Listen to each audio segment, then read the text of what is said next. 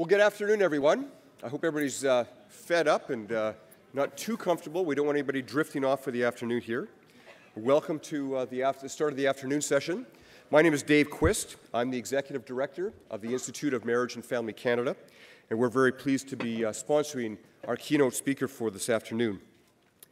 The IMFC exists to present credible, research-based evidence to governments, media, and in fact all Canadians in support of strong mom and dad marriage and family life.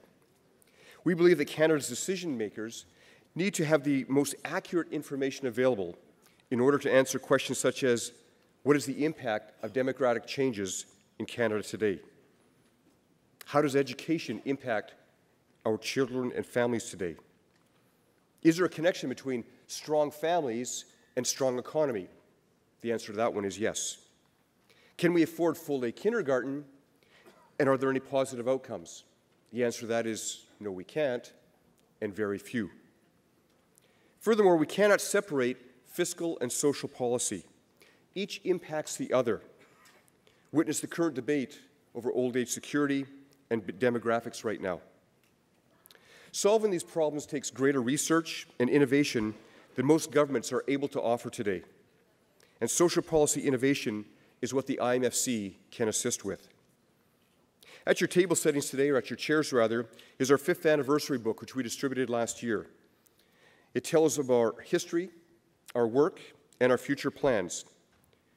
We'd love to support your work through our research.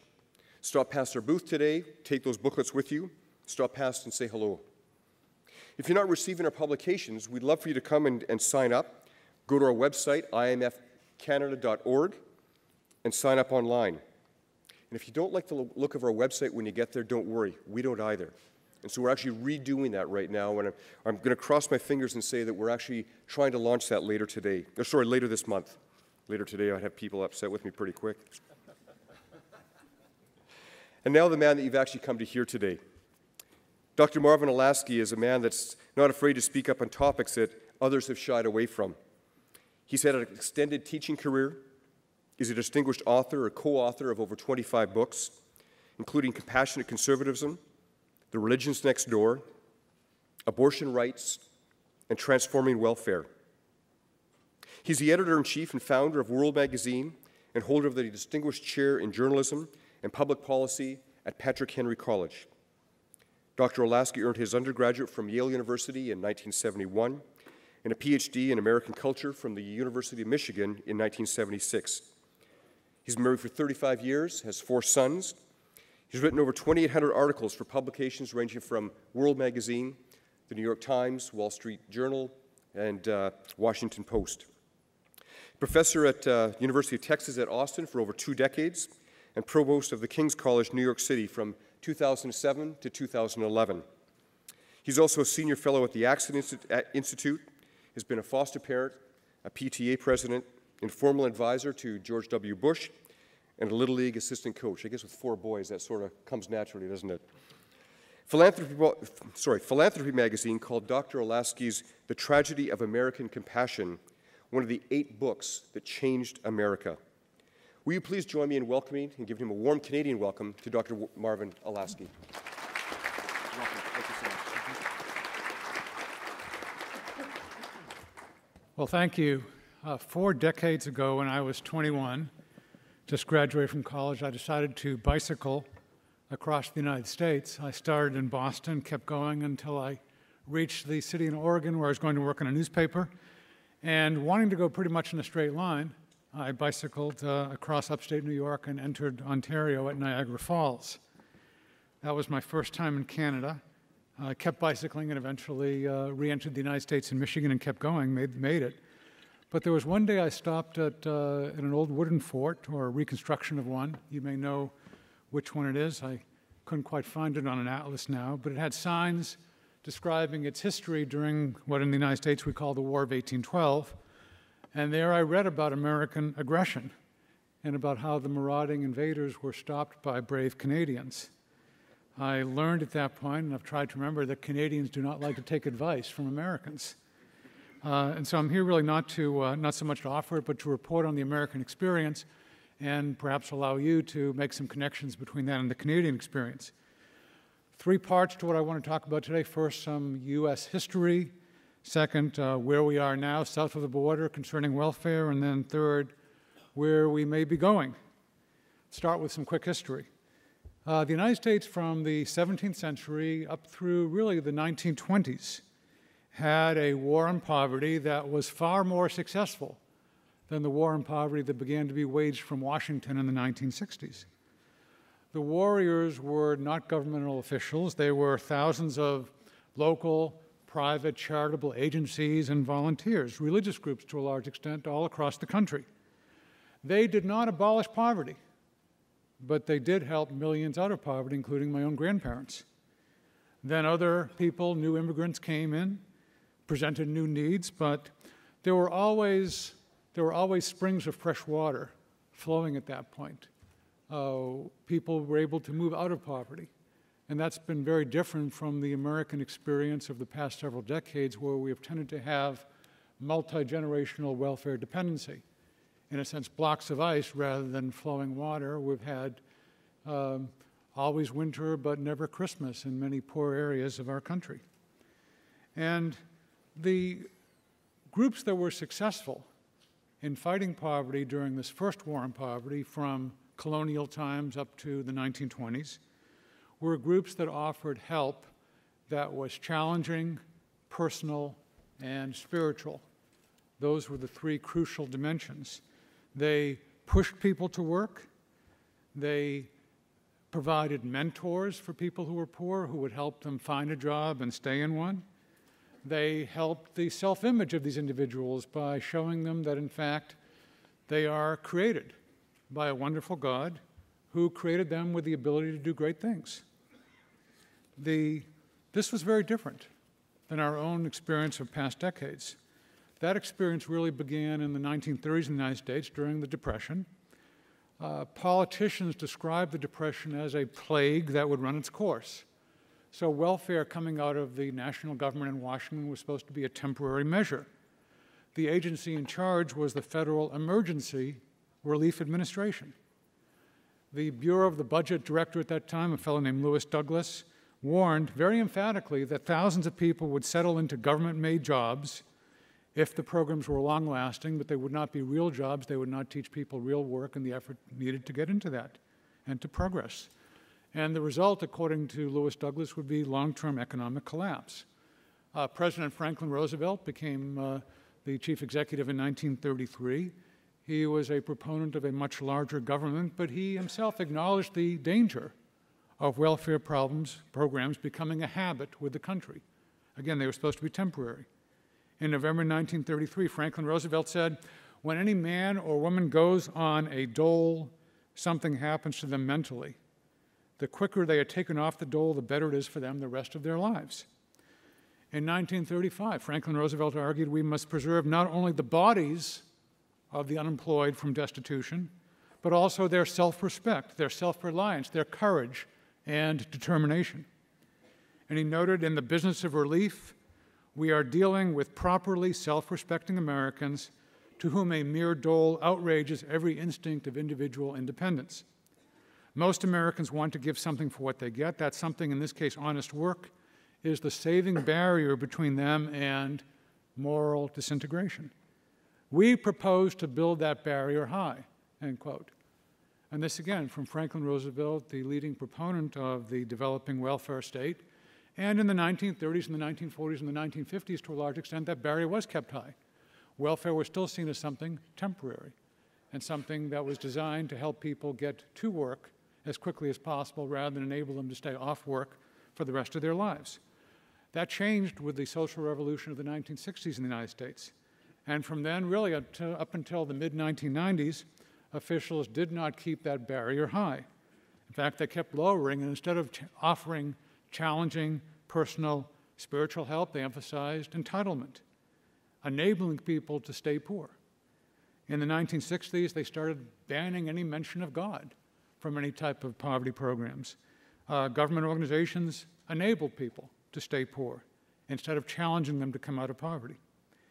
Now, there were many U.S. Republican opponents of welfare from the 1960s to the 1980s. They complained about the cost of welfare but they underemphasized that issue of moral disintegration that had been spoken about in the 1930s. I started researching this issue, about 25, 30 years ago. I heard American conservatives complaining about the overall cost in dollars, but not the cost in human lives. And they were not very effective politically. The conservatives, the Republicans at that point, did not emphasize the problem that welfare created among the recipients, that it enabled people to take what could have been perhaps a safety net and turn it into a rather frazzled hammock. This was wrong. And not until we started saying that this was wrong, not because of the money, although that is a factor, but because of the human cost. Not until then did in the United States did we start having success in changing the welfare system. My 4 sons and I had dogs as pets. We put food in their bowls. We let them lie or run around all day. That was fine for dogs. But for years, we treated welfare recipients in the United States the same way. And that is not fine for people made in God's image, capable of working and helping others. Now, in 1995 and 1996, we turned a corner because we talked about the cost in human lives. A Republican Congress in 1996 passed welfare reform and started emphasizing getting people into jobs and not treating them like animals. We had 80 different welfare programs. The most famous was food stamps. People would use these to buy food at markets. The food stamp participation rate, the percentage of those eligible who actually enrolled, had jumped from 31% in 1976 to 75% in 1994. And again, they were eligible for it, but for a long time it was considered honorable in the United States not to do it, not to take food stamps unless you really needed them. That all changed. So you started to have a majority of people eligible taking food stamps and going up to 75% in 1994. That fell to 52% by the end of the decade, from 1995 to the year 2000. It fell from 75% to 52% because there started to be an emphasis once again on work. You're capable of working, you should be working. The number of food stamp recipients fell from 28 million to 17 million, largely because there was a sense of jobs being important. Not important just economically, but important in terms of who we are as human beings made in God's image. 2/3 of the people who left welfare found jobs. Only 1 in 5 went back onto welfare. And the results were so clear that in the year 2000, President Bill Clinton, who had opposed welfare reform and then signed it into law in 1996 because of various political reasons leading in a presidential campaign at that point, Bill Clinton himself bragged in a speech, quote, "If I had said we'll cut the welfare rolls in half, you wouldn't have believed it. But we know now, because of the success our country has had, that if we work together and we set common goals, we can achieve them." And indeed, those goals were set, those goals were achieved, and most people, they went to work and their children learned to seeing parents, they learned our parents work. And we ourselves should learn to work. The problem, though, is that the underlying mentality of many government officials had not changed. Starting in 2001, they began to use every opportunity they had to get more people back onto welfare. And when the U.S. economy turned sour in 2008, that drive continued. Use of food stamps, the name of the program is now changed to Supplemental Nutrition Aid, because the idea is it is supposed to be supplemental. People are supposed to be working. It went from, again, it had declined to 17 million in 2001. It's now up to 46 and perhaps even 47 million, 1 out of every 7 Americans. And most of that growth was before 2008, when economic times were still good. And that was during a Republican administration, but the officials and the governmental programs really wanted to get more people on welfare, and there wasn't much supervision, political supervision, I suppose you could say. And so they were allowed to do what they wanted to do. They thought welfare is a very good thing. This is what we are all entitled to, and anyone who is entitled to it should sign up for it. Now, that's the past.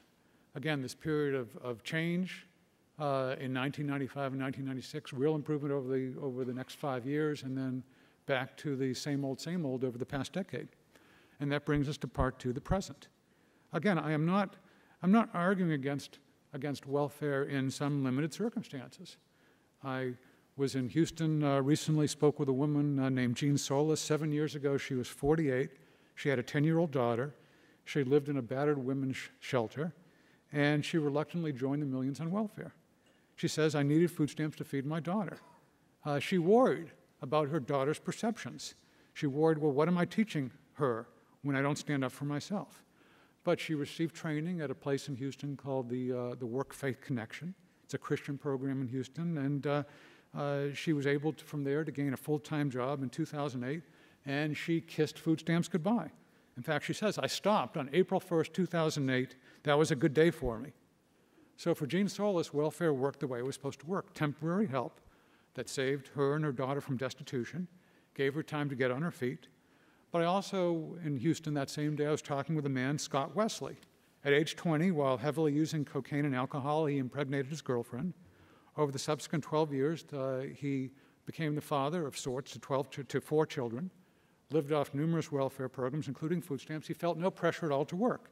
He said, I knew the rent would be paid, I'd be fine, the kids wouldn't go hungry, I didn't have any desire to work. Wesley and his girlfriend never married, in part because that would have reduced their income from welfare. He stole goods that they wanted. He traded food stamps for drugs, a very common occurrence. When the police these days raid drug dealers' homes, they often find piles and piles of food stamps or things that look like credit cards these days that are for food stamps. Wesley started manufacturing and selling meth while he was on food stamps and welfare. He eventually went to prison, and then, as he says, God changed his thinking. He fell upwards. He came out after 3 years. He found a job. He's been employed for 4 years now. He criticizes use of food stamps for those capable of working. He says, they allow you to be irresponsible. They allowed me to be irresponsible, he says. Now, it's hard to know how many of the 46 million Americans now enrolled in SNAP are like Solis, using them for temporary help, and how many are like Wesley, using them as an aid to irresponsibility. But there's a huge difference between those two people and those two positions. It looks like the second group, the Wesleys, is increasing rapidly because more and more people are being enrolled in SNAP. And now states compete to increase the number of residents on food stamps, and journalists laud the winners. SNAP advocates, it's funny, they work to break down resistance from many among the elderly who are opposed to going on welfare, and then sometimes there are populations, the Amish in Ohio and Pennsylvania don't go on welfare. And there were executives who were ordered, get those people on welfare, and they faced resistance. And eventually they had to give up, and they were told, okay, in this particular situation, you can let them go, let the Amish go. But that's unusual. The drive is on to sign up more and more food stamp users. Organizations jump in with high-tech applications. The Greater Chicago Food Depository equipped food stamp outreach coordinators with Sprint 4G-powered laptops. They crisscross the county, going from food pantries to city agencies to churches to community centers to speed up the sign-up process. So this easy availability of welfare costs taxpayers lots of money, but that, again, is not the real problem. The problem is that welfare sucks in millions of people. And once you get in, it's easy to just relax into the safety net that becomes somewhat of a hammock. It creates a dependent attitude with long-term detriment to them and their children.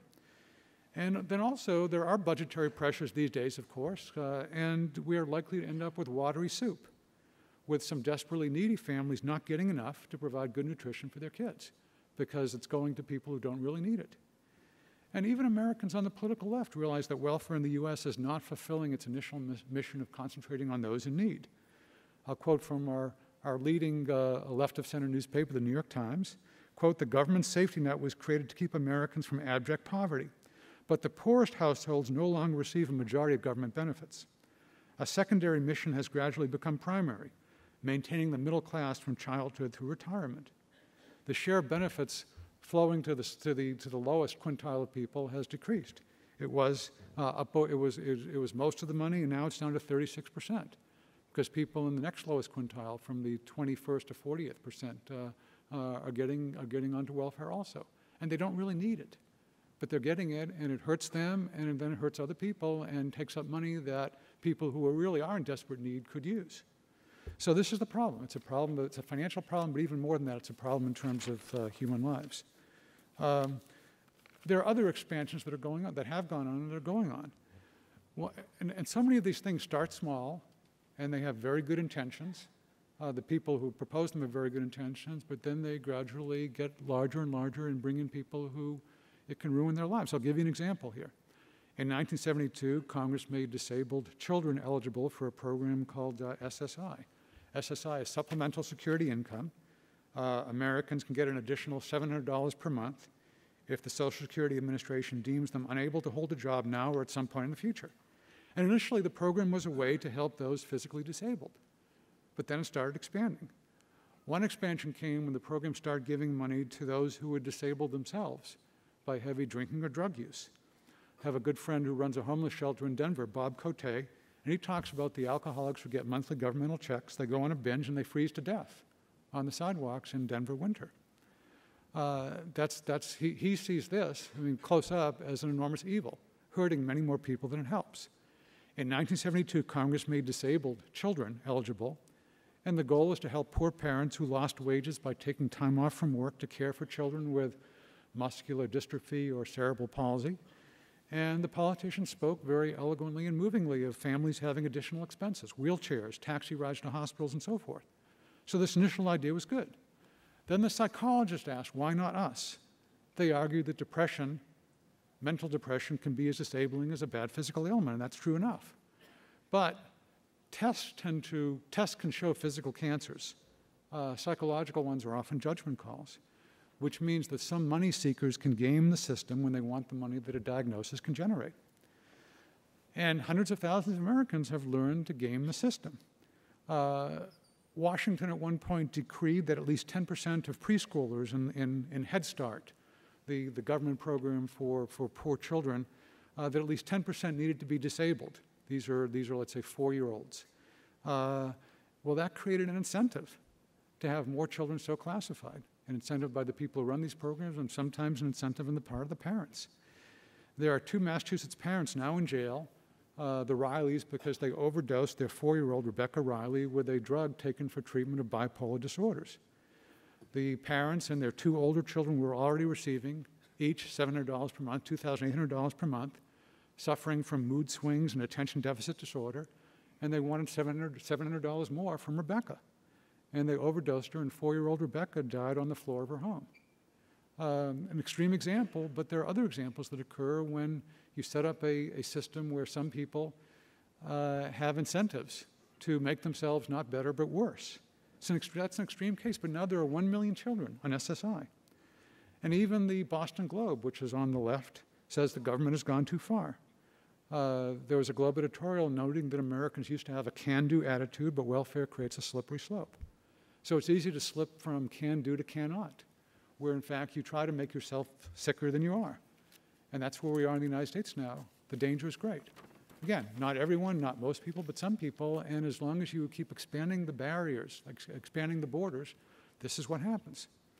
And so what's happening now? Let's turn to the future. Given current trends, it appears, there are projections from various professors that half of U.S. children are or will be in a household that uses food stamps during some point in their childhood.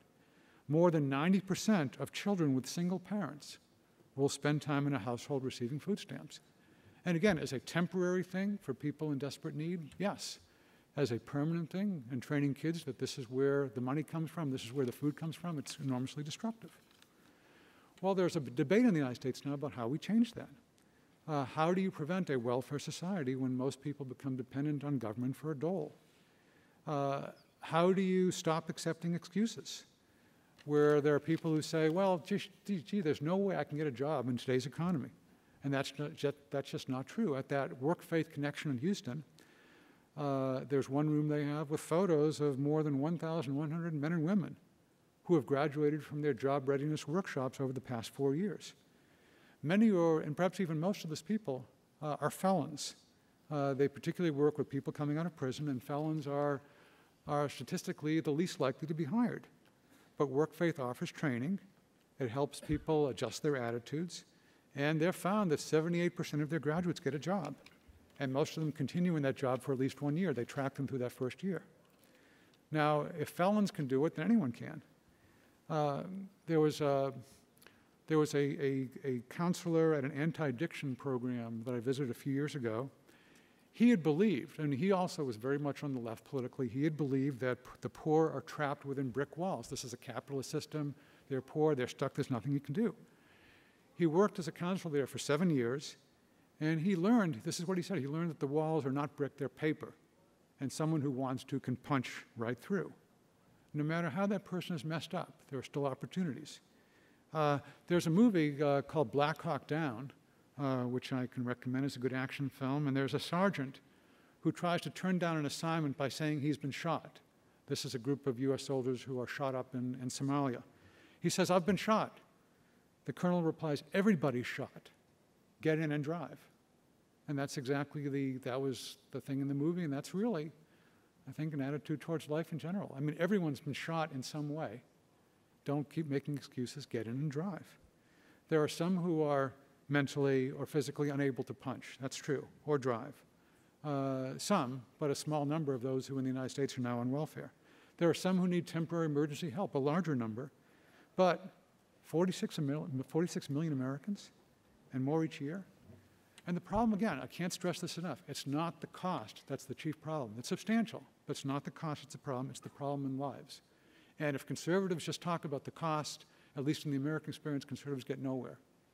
Not until you talk about lives and know the lives, spend time getting out in communities and learning and hearing stories and listening to the real lives of real people, the real stories of real people, then you don't get anywhere politically.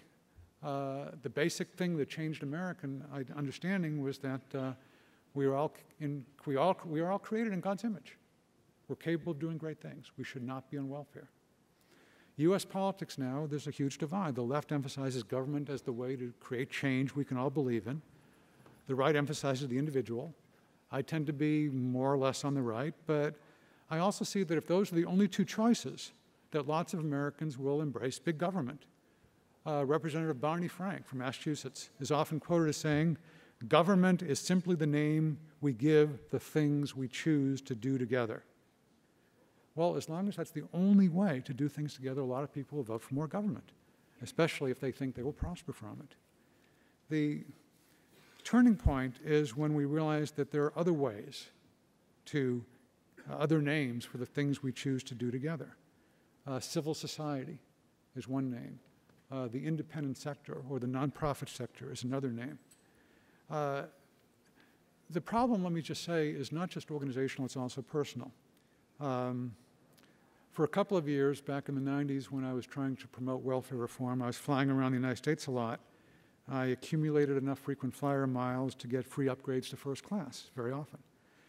And I'd often get into a conversation with the person next to me, and he would be complaining about taxes.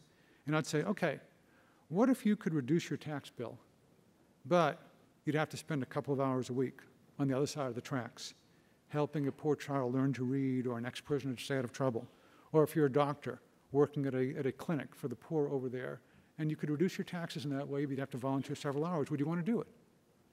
Well, just about everyone said, "Well, given that choice, I'd rather pay more taxes. Time I don't have, I don't want to give up my time and do it in that way, okay, I'll pay more taxes." Going beyond the welfare state requires us individually and together to choose a different path. Civil society, non-governmental institutions, where people can work together to help their communities and cities flourish, often through volunteer efforts. My magazine, World, we are now having, for the 7th year in a row, a contest to find some of the most effective, compassionate ministries in the United States. We get nominations from our readers, and then we investigate them. We send reporters, and we investigate more, and then we run stories on the ones that are really doing good stuff. And I've visited a lot of these. They're phenomenal. They help children, homeless adults, ex-prisoners, ex-prostitutes, but not ex-human beings. I mean, here's the key thing. All people created in God's image, capable of doing wonderful things because we're created by a wonderful God. I flew here yesterday from Arizona, a similar climate. I talked there with many local poverty fighters from Christian organizations. And they changed lives, not through money, but by teaching people about God and about themselves. And whether you agree with what they say theologically or not, that is the prime way in the United States where people get off drugs and come out of poverty. The prime way in the United States to doing that is people coming to understand who they are in Christ. It's a religious thing, but it's a thing that works. And I've often talked with various government officials and said, here are these groups that are effective. You can either help them or you can hinder them. And the real question is, what do you hate more? Do you hate poverty more or do you hate God more? That's the question you're going to have to decide, because the groups that are effective, let me just tell you one story. On the Today Show, I don't know if some of you have seen it, an NBC network, kind of a morning talk show. There was the hostess a few years back who asked four people who had been on drugs for a long time and were now off drugs, what changed your life? And the first one says something like, oh, I praise my Lord and Savior, Jesus Christ. And she's somewhat taken aback, turns to the second and says, well, what about you? And he's a little quieter, but he says, well, I came to believe in Christ, and then that changed my life. She turns to the third, he says the same thing. She turns to the fourth, and again, these were not people she had chosen for this purpose. These were just four people coming. She turns to the fourth and says, well, apart from Jesus, what changed your life? She was desperate for something else, but basically, this is what happens in the United States. And the problem is that the state, with its power to mandate and to tax, tends to crowd out the civil society competition. There is Gresham's law, you may be familiar with, bad money drives out good. In many ways, bad charity drives out good. Governmental charity sucks up the money, sucks up the time, and it really hurts these organizations that are far more effective in fighting poverty. Every tax dollar that the government takes is $1 that cannot go to charities and churches that have anti-poverty programs. Every person who has to work a second job to get money for his family because taxes are so high is one fewer potential volunteer. He really does not have the time. Every mother who would rather stay at home with her children and volunteer part-time, but instead needs to go out and work a full-time job, is one less pair of helping hands. So if we want to go beyond the welfare state, we need to shrink government so people have more time and money to contribute. And we've learned in the United States the dangers of a downward spiral. Government taxes more, people have less time and money, government responds to the new needs that are created when people don't have that time and their kids are running wild and all sorts of things. Or government creates new ones and people have less time and money, it just spirals downward and downward and downward. How do you break that? Well, Wednesday evening in Phoenix, I was with a husband and wife who have a 14-year-old autistic child. That is so hard. I mean, it just floors me. It is so hard. They have to watch their autistic child every moment. They don't get the positive feedback that I've been blessed to get from my own kids. Many parents, I think most parents in the United States in that situation, turn the child over to the government. They say, we can't do it. 80% of fathers in the United States, when they're autistic children, eventually leave. They just can't take it. It is so, so hard. I mean, these parents, they stick with it, and the reason they stick with it, they are right out front in saying that, is because they believe in Christ, they believe that Christ sacrificed for them, and it is their calling to sacrifice for others. That's the only thing that keeps them going day after day through this incredibly hard work of caring for their autistic child who's now 14 years old. That's the history of America. The poverty fighters, as I sat in the Library of Congress and did research on the poverty fighters from previous generations, what excited them? What got them going? I read one account of a person who basically got involved because he read chapter 5 of the Gospel according to John. He reads there about Jesus talking directly to a man who had been an invalid for 38 years and was used to spending his days by a pool in Bethesda. Jesus asks him, do you want to get well? And the man responds, I have no one to help me into the pool when the water is stirred. So here the man had very limited expectations. I'm going to sit by the pool. I'm going to go in when the water is stirred. This is my life. It's always going to be my life. It's been my life for 38 years. And Jesus loves the man by giving him not what he expected, maybe some money, maybe helping him into the pool, but something that would radically change his life. He says, get up, pick up your mat, and walk. He tells the invalid to become a responsible member of society. Now, none of us has the power to just say, pick up your mat and walk in that way, in this miraculous way. But we do have the power to say to people, we're going to help you become a responsible, independent person again. We're going to push you in that way. We're going to prod you a little bit. We're not going to just let you stay here and be dependent year after year after year if there's an opportunity that you can be otherwise. Patience, faith to become independent. I've seen over the past 20 years just some amazing, miraculous things that I never would have expected. That's what Americans in previous generations believed in, fighting an effective war on poverty. That's what a lot of people in the United States still believe in right now. That's the only way we're going to be able to decrease the size of the welfare state. I don't know what you all are going to do here in Canada, but our experience is, whether you like it or not, our experience is that God changes lives. And without that, we're lost. Thank you very much.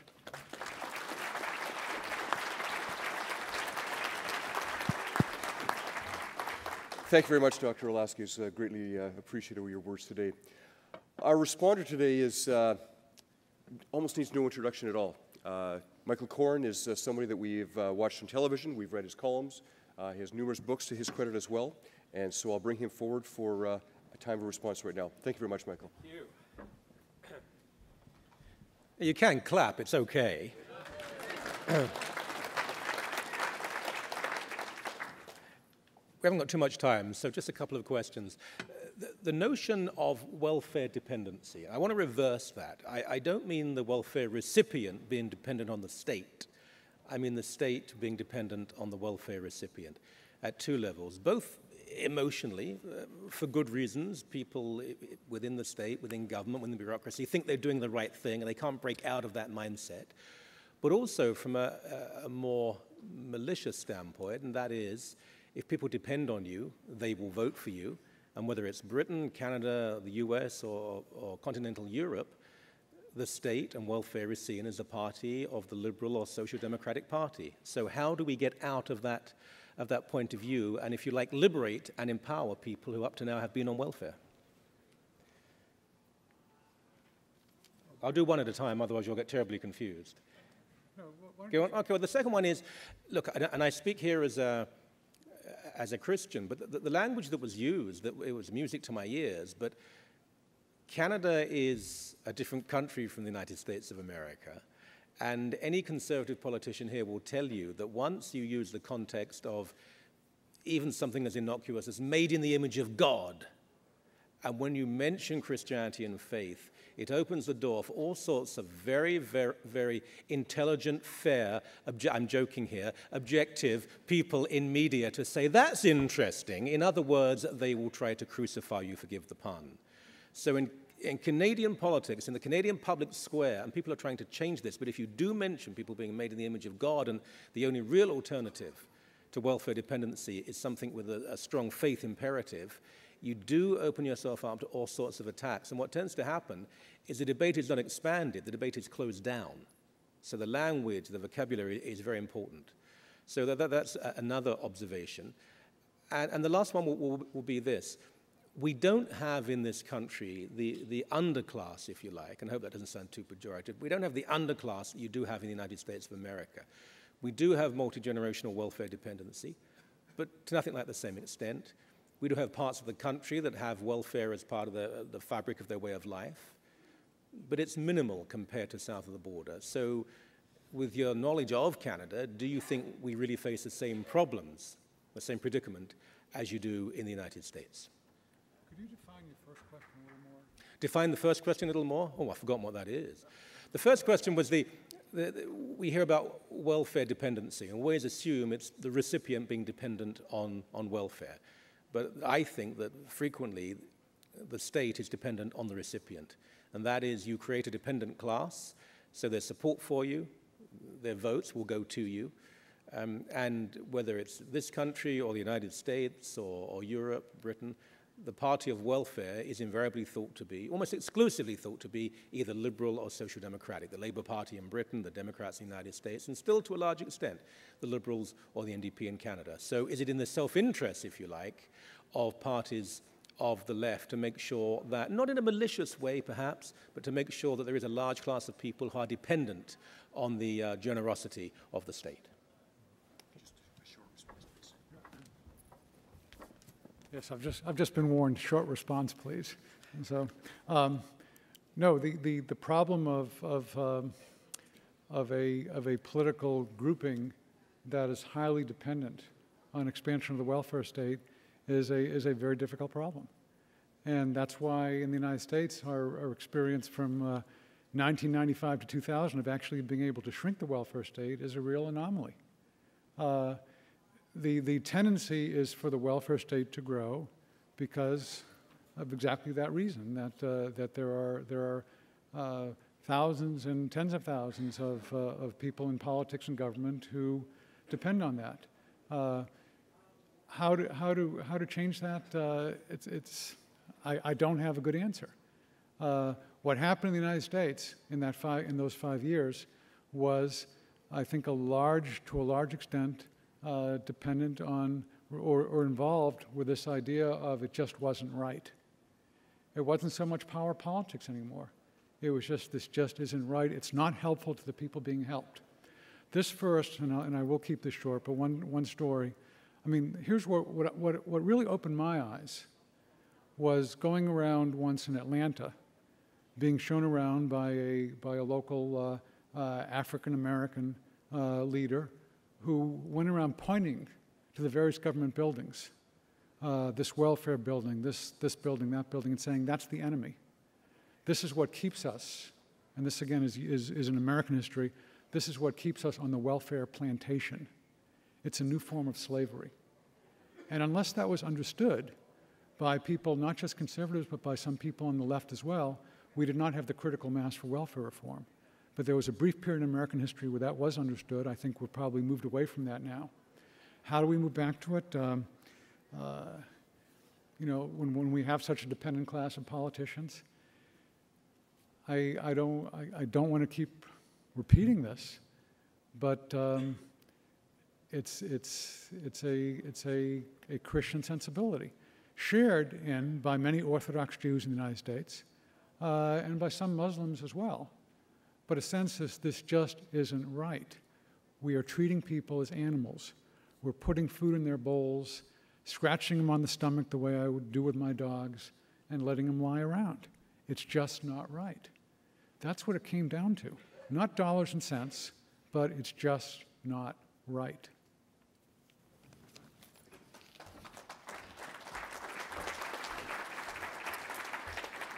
Dr. Olasky, thank you for your thoughts, your insights, your challenges to us here on this interesting topic today.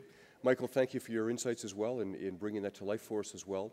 Just remind you that for those with your smartphones, it's not up there right now, but there is a poll for this session as well, and I would encourage you to take the time to do that.